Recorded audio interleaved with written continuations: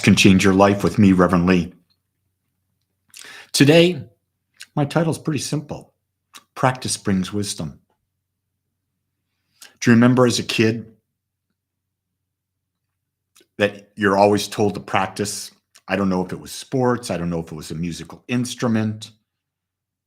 But without practice, you weren't very good at anything, were you? You really didn't understand anything.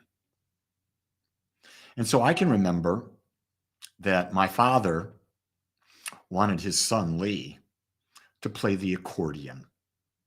My father was Polish, and he wanted Lee to play the accordion because he wanted Lee to play a polka. Well, Lee was 14. Lee didn't want to play the accordion. Lee was embarrassed, but he had to practice. And then I threw a fit after about 4 months, and I said, I don't want to take the accordion. My dad says, you got to take it until you play me a polka. And so I realized I wasn't going to get out of practicing that instrument or playing that instrument unless I played my dad a polka. So what I did was I practiced when he wasn't home. I didn't want to give my dad the satisfaction, but I practiced. And I practiced one thing, one polka.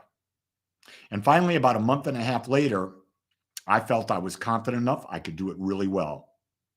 And so that night, I said to my dad, remember you told me I had to play a polka. And if I could play a polka, I'd make the choice to quit. And so I played my dad the polka. I quit after I played the polka. Broke my dad's heart.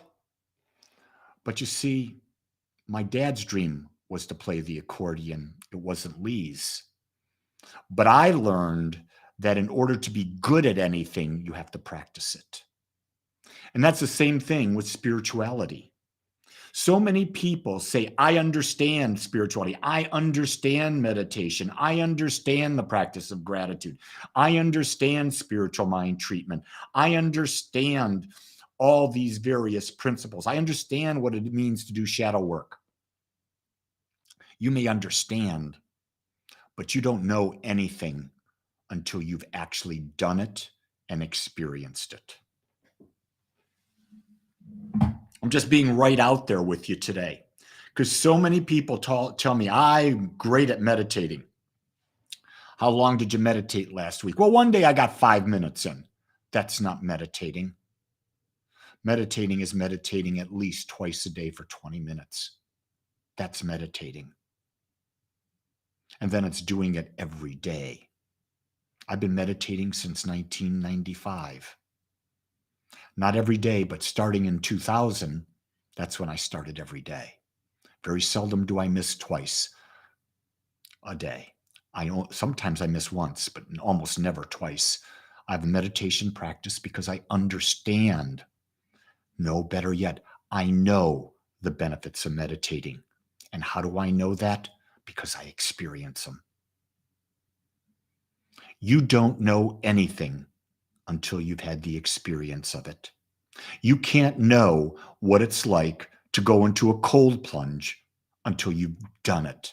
You can't know what it's like to sit in a sauna until you've sat in a sauna.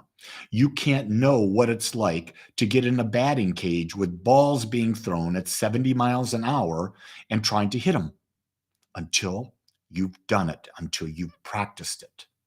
But yet, what I see in the world today is so many people giving advice to other people about things that they don't know.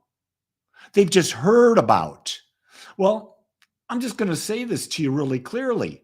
You can tell when someone's talking to you and they really don't know what the flip they're talking about. They're just parroting what they've heard somewhere else. But you also know when someone gives you a piece of advice and you know that they know it. They absolutely know it because they've been practicing it. They've been doing it. They've had the experience of it. Why are we so afraid? Why are we so afraid to try things out? Is it because we don't feel worthy? Is it because we're scared that we're going to fail?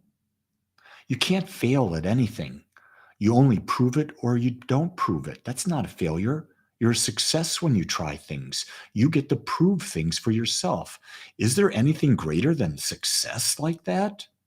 To know what works for you? I can tell you that there are times when certain types of meditation practice work for me. I tried new ones, they work better.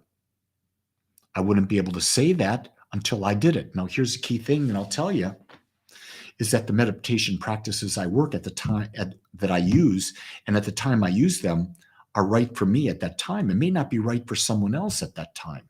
I don't know where you're at in your understanding of meditation, what your experience of meditation is. Here's another one I love. I love people who give advice about relationships and they really haven't had a successful relationship. How do you give advice about something that you're not good at, that you haven't proven? It's real interesting. I have people giving me relationship advice.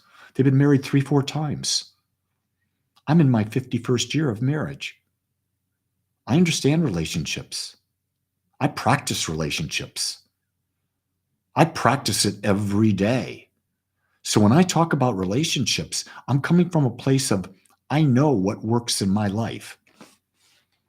And if I share with you what works in my life, I'm not guaranteeing it's going to work in your life. You're different than me. But what worked in my life, I'll teach because it may give you an idea of what might work for you. And isn't that what we're looking for? We're looking for guidance. I'm not looking for a grand master. I'm looking for guidance.